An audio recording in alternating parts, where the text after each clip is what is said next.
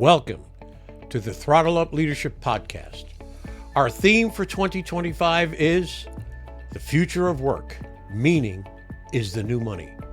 In a world shaped by rapid innovation and constant change, the pursuit of purpose and impact has never been more important. I'm Dr. John Dentico, your host, bringing over 30 years of experience in leadership, strategic thinking, and purpose-driven innovation. Here, we tackle the pressing challenges of our time, from the rise of artificial intelligence to the growing need for meaning in the workplace. Together, we'll uncover how leaders can ethically integrate AI to enhance decision-making and keep humanity at the heart of their organizations. Remember, amidst all the technological advancements, in the end, it's always about the people. This podcast is your resource for actionable tools, thought-provoking discussions, and inspiring stories. It's time to go beyond leadership development and focus on leadership impact, creating workplaces where people thrive, innovation flourishes, and meaning truly becomes the new currency. Thank you for joining me on this journey. Now, let's throttle up and dive into today's episode. Hello again and welcome to the Throttle Up Leadership Podcast. I am your host, Dr. John Dentico. With me today is Naomi Mamiye.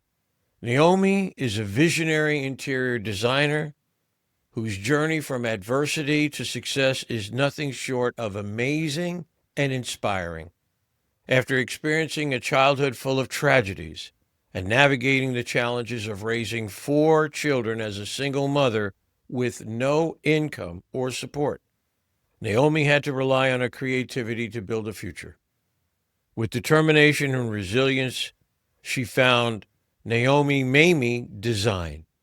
Despite early skepticism and doubters, we got plenty of those laying around, let me tell you. She took on her first projects free of charge, building an impeccable reputation that led to an unbroken chain of referrals.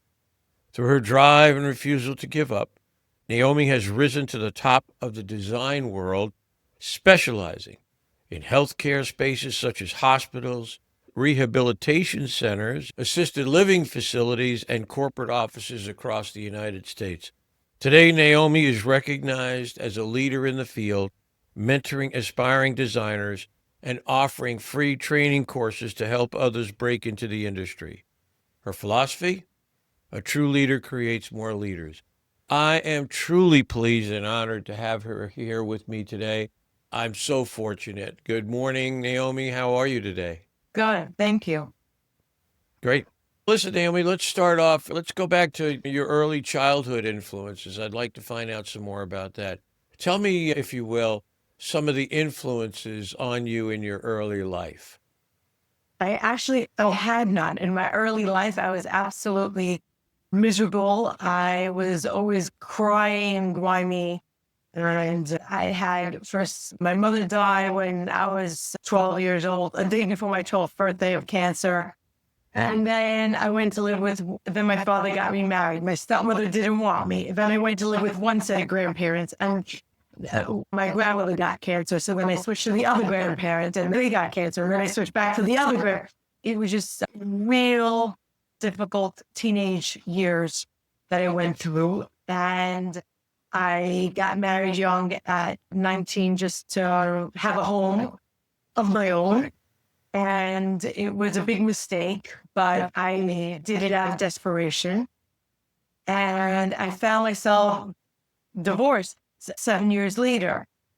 Now, when I was married, I used to have this mom's class in my house once a week, and everyone used to take pictures of my house and ask me why I wouldn't do this professionally. And I said, I have 4 little kids and I can't leave them. I would never send to a babysitter and have someone else raise my kids. I found myself in a position where, divorce and no income and no family to help me. So I remembered how everybody always pushed me to go into design professionally. I didn't have money to open a business of my own, and being in the service industry, you're not required, if you use your talents, you don't need that backup money. I decided I am going to open my own design firm. And my ex-husband started laughing at me and said, nobody's going to pay for your arts and crafts. But that just made me even more angry. And that was my first push to prove him and some of my friends that were like, what, you're not trained in this professionally. So I just wanted to prove them wrong. That's what was my first motivator in showing people what I am capable of doing. So it was not one person. It was the disbelief in me that really propelled me to fight and not give up and make something of myself. It's an amazing story, an incredible story of absolute perseverance. I tell you, I've been honored. I've been honored. I think you're the sixth person that I've interviewed over the course of maybe 90, 95 people. Six who stand out, who were faced with such incredible adversity in their young lives and never, ever once said, hey, look, I'm a victim here. They just stood tall and went after it, did everything they could. And it's just so amazing. It's just amazing to me. And you've earned, that's a word you don't hear much anymore. You've earned everything you've got. And that's absolutely great. I want to ask you this question. I'm sure you faced rejection and challenges along the way. How do you handle setbacks? And what mindset shifts helped you stay focused when things didn't go your way? When I first started, I used to take it personally and I used to cry every time I got rejected from a job. I really took it personally. It really hurt me and it affected me. And as time went on, I changed my mindset, okay, which was really responsible for all my success with my mindset. Changing my mindset to positive, really, it changed my life. So instead of wallowing in misery like I did my young teenage years, why me?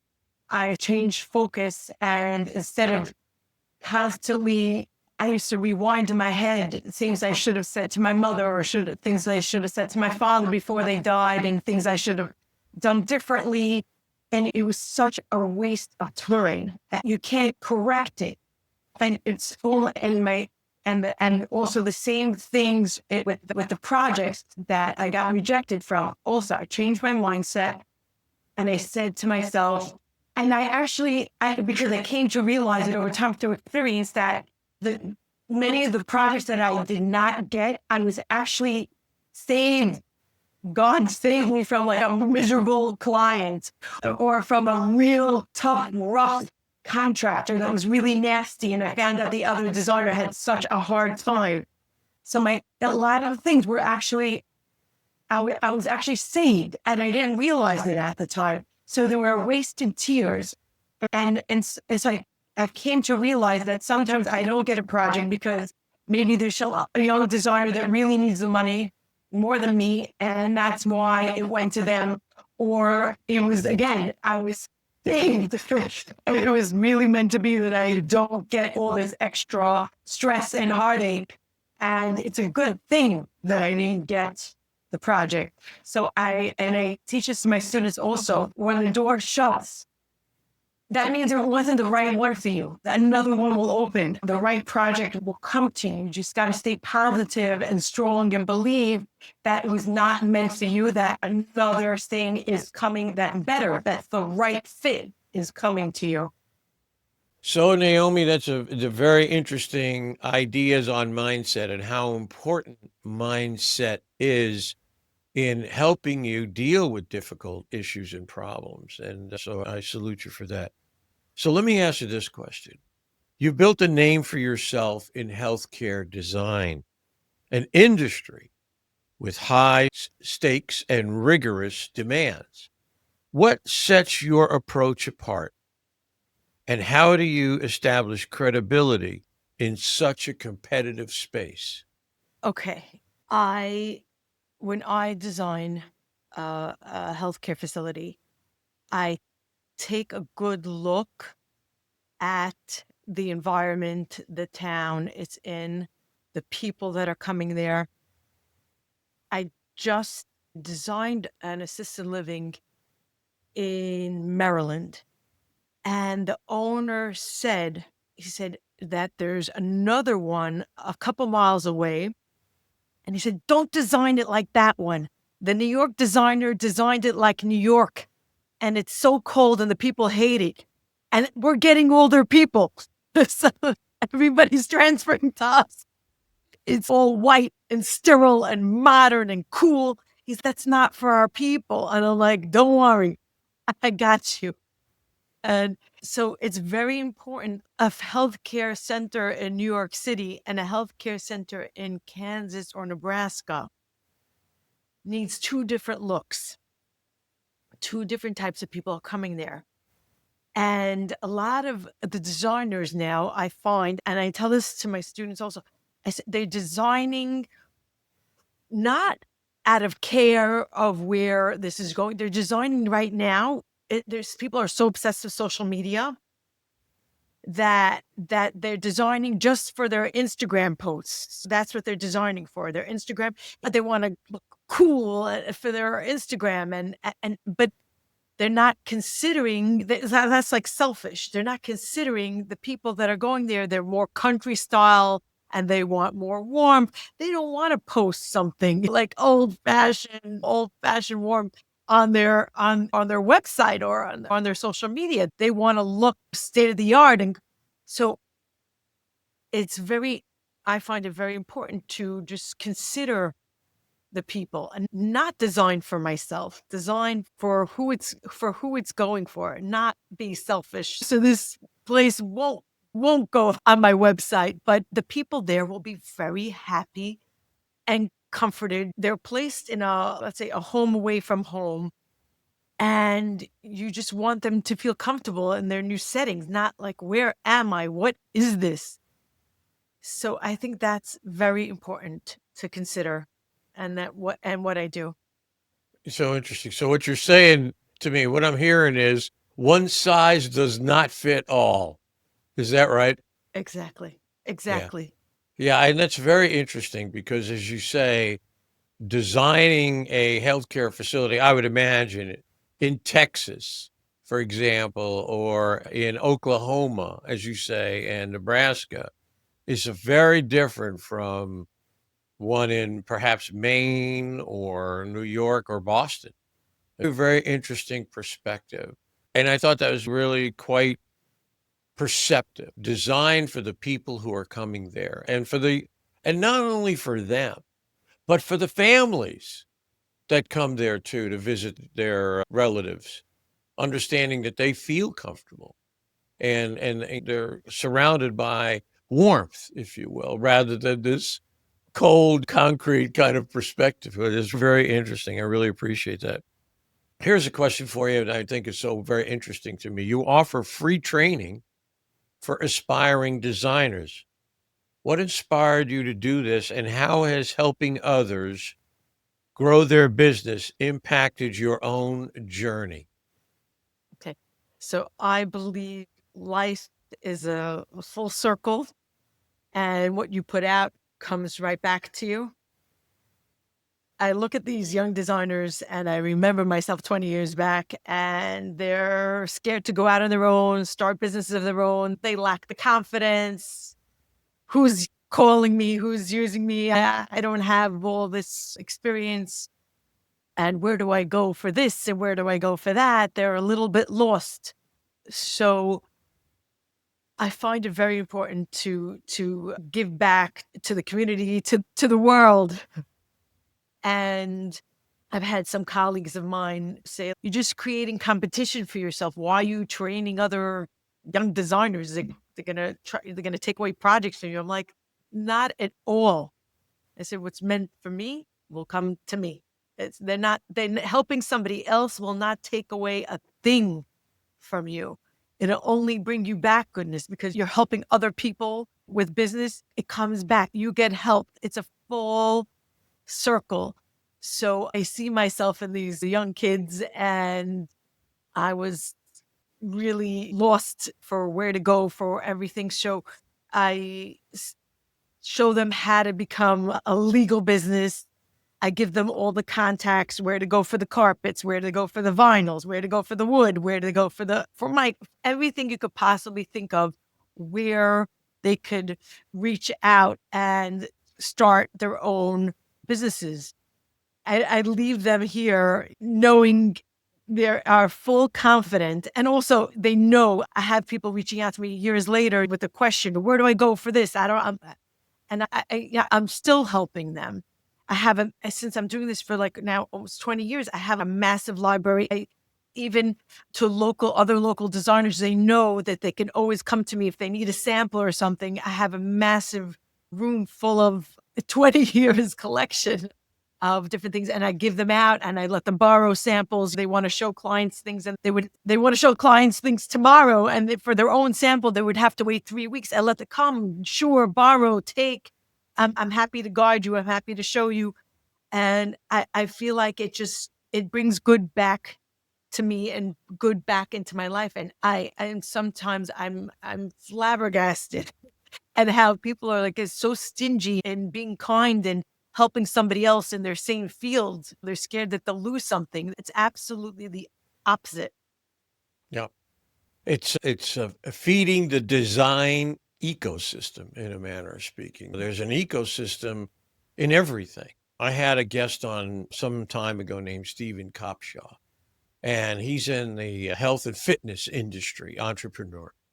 And he said something that I just always reverberates with me, and that is that he wanted to pour so much into his people when they worked for him that even if they decided to leave, that was okay.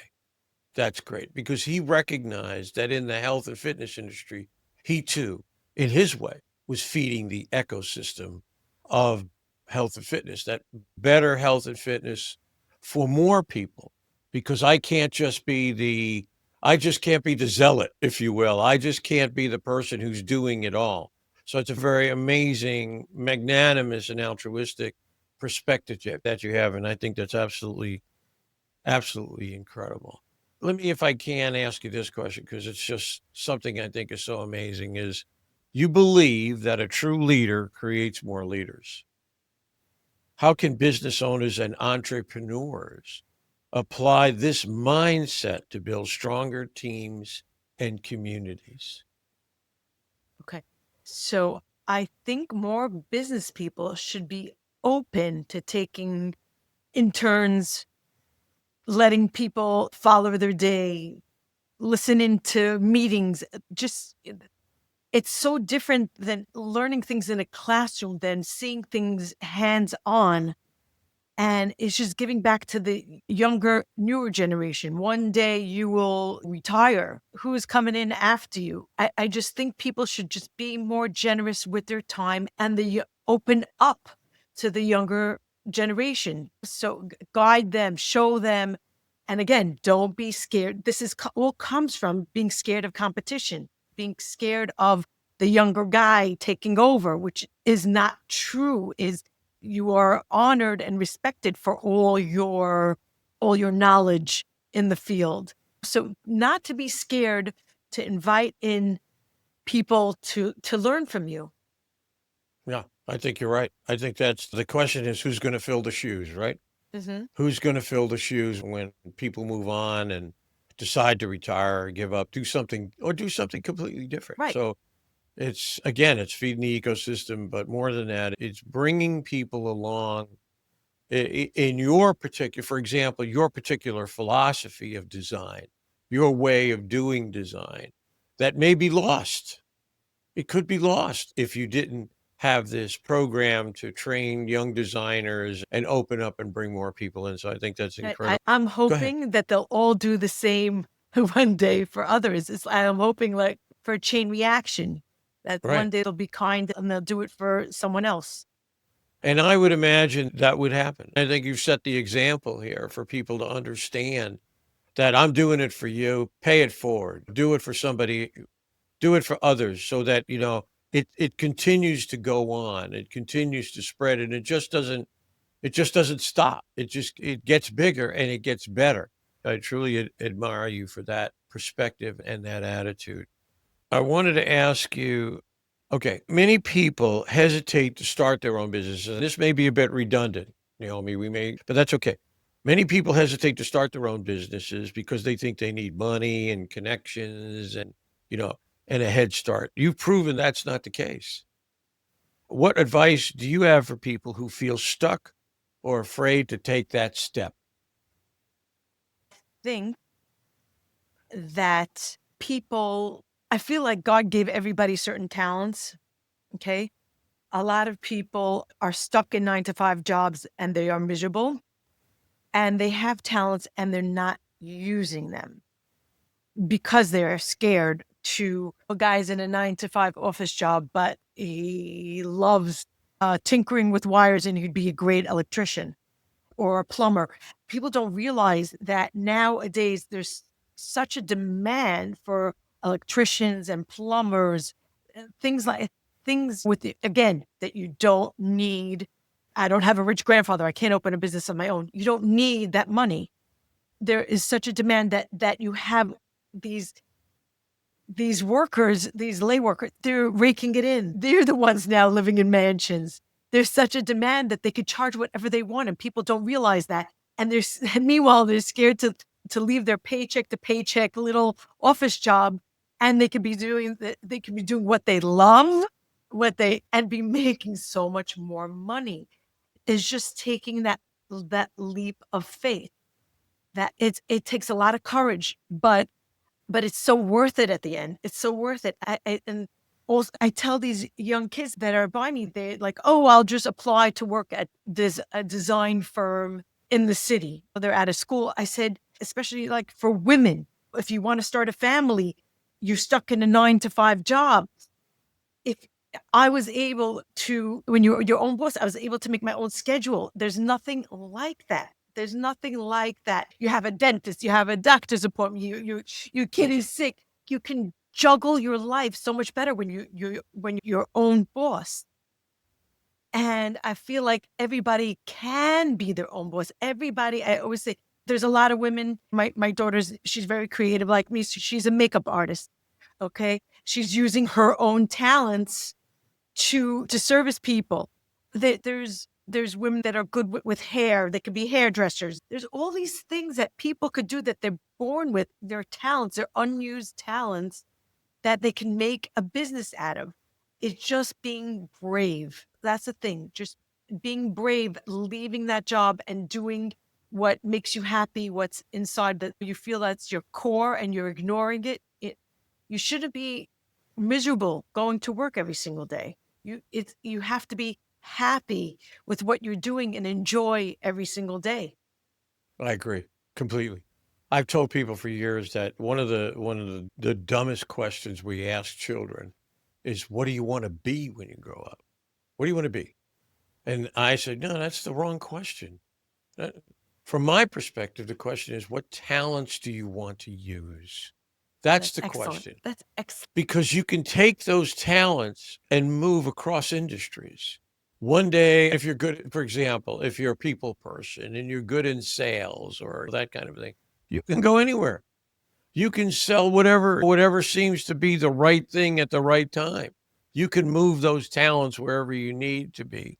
And I think that's happening now. People are starting to, and this is one of the, if I could say this, although people I'm sure will get upset, it's one of the silver linings of the COVID pandemic is that people don't want to work for paycheck anymore. They're done with that. They want to find something that has meaning to them, that has impact to them. And I think we see a lot of that happening. It's just a wave that swept over the 5 generations in the workforce right now. I talk about it a lot.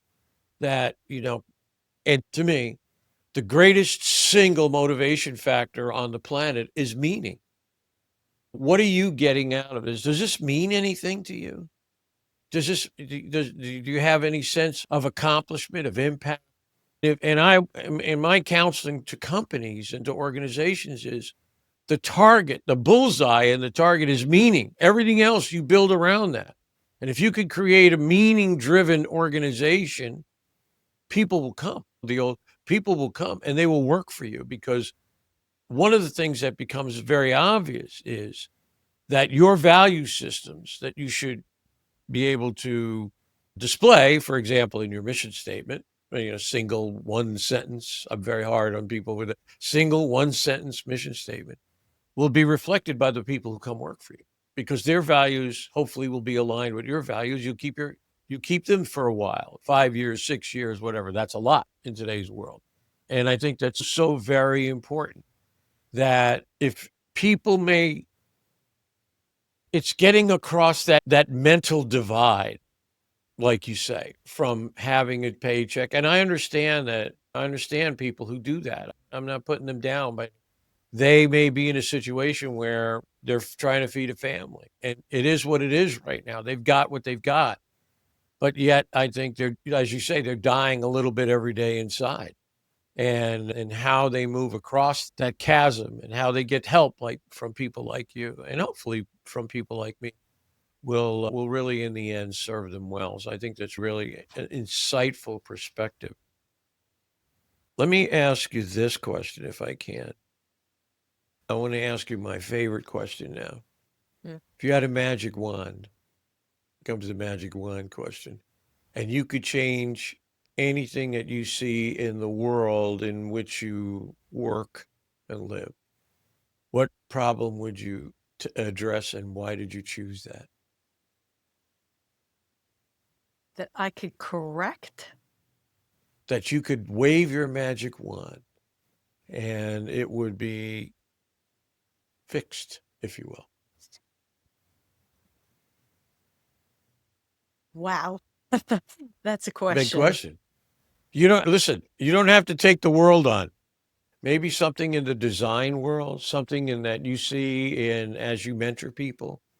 You don't have to take on world, will solve world hunger. Okay, I got that. That's good. But something that you see specifically, that you see maybe that gets under your skin or bothers you, if you will.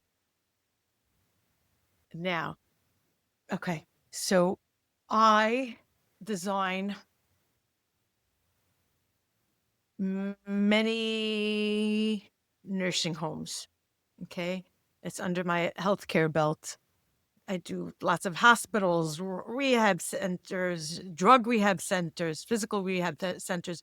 But what hurts me the most is the nursing homes that people dump their parents there. Okay. And they think there's just such good kids when they come visit Thanksgiving and Christmas. They think they're the best.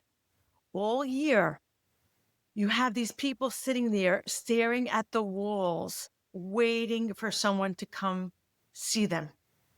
They are so lonely. And it's just the saddest thing to see. They hardly get any visitors all year. And just on the 2 holidays that people show up, the kids think they're the greatest. It's just so sad that people aren't more in tune, in touch with these elderly people. There should be more, like, let's say, school programs of kids going to visit the elderly. Some people they're in a nursing home in New York and their only son lives in California. So schools to be more involved in nursing homes, kids to come more often to visit their parents. It's just, I'd be walking a place for hours on end. They'd be sitting there in a wheelchair, just staring at the wall in the same spot. I'm doing my walkthroughs with contractors. The person is the same in the beginning of the day when I came to look at the facility and to the end of the day when I'm leaving, after I'm done taking my pictures and my videos to revamp the place. They haven't moved. They haven't moved. Nobody's looked at them. Nobody's spoken to them. They're just sitting there and like no attention has been paid to them. And it just breaks my heart. And so I think children need to step it up and be more involved and come more often to see their parents and grandparents. Yeah, that's a phenomenal observation. I took care of my mom for 10 years through independent living and then eventually through assisted living and had a good facility in Maryland, to be honest about it. I had moved her out of New York and moved her into Maryland. And the thing that was really hard on me, and it's the hardest thing I've ever had to do, is there was only me. There was only me to care for her. And I can't tell you how many times I've heard stories of adult care where there may be 3 or 4 children involved, or 3 or 4 grandchildren, and only one child, you know what I'm saying, shows up and is the caregiver instead of sharing the responsibilities and saying, hey, you know what, let's cycle through everybody who can show up. It's a little lighter burden to carry. I always liken it to this idea that at the same time I had no control, I had total control. And what I mean by that was I had total control of the meds and different things like that, making sure that all the things, she never went to a doctor's appointment that I wasn't there, for example. Yet emotionally, you have no control over how they're going to react this week or how lonely they feel or those different kinds of things. So at the same time you have control, you have no control. And I had a cousin come down and visit once every 6 months or so. And even just that was such a tremendous help. It was a tremendous help that yet it was just most of the time for the year was just me. And it was just so hard. It was all consuming for me. And certainly, obviously, certainly for her too. But yeah, anywhere, anytime that people can share the responsibility, share the being with even if it's a grandchild who's 18, let's say, goes over and visits for an hour or two. Everybody helps one another in the family. But I've seen and heard stories of people who just say, well, I'm not going there. I'm not going to do that. And yet one child is the caregiver. One child steps up and steps into it and the other. So I absolutely associate with and understand exactly what you're talking about. I've seen it. And it's been it's amazing. And it's hard. Yeah, it's hard. But as I said to myself one day, you get 75%, if it was a test, you get 75% for just showing up. That kind of a thing. So I absolutely agree with you. This has been for me an honor and a privilege to have you on my podcast. I think what you've done, what you've achieved is miraculous. Being a mom with 4 children. I'll tell you an interesting tidbit. Lately, I've been talking about something called heart. And what I mean by that is the simple example is a sports team down by, if it's a football team, down by 4 touchdowns with 5 minutes to go. And they come back and win the game. And what do they say? What do we say about them? Man, they've got heart. They never gave up. They have great perseverance. And to me, in the world that we live in today, live and work in, the factor that we're not thinking about is heart. In other words, I want somebody who works in a company. I want somebody who works for me, who has heart, who has been through difficult, hard times. And some they figured out how to get through it and to triumph in the end and to do well. We should be hiring on heart and not so much on where your degrees came from. You know, what educational experience is important. It's good to consider it. Don't get me wrong. But we need to start hiring on heart. I want people who know how to fix things, who fixed their lives. And I think you're an incredible example of that. And you honor me for being on my podcast. I'm so pleased and honored to have you here. I wish you all the greatest success, you and your children, the greatest success in the future. Thank you so very much for being here with me today. You have an amazing and wonderful life ahead. Thank you. Thank you.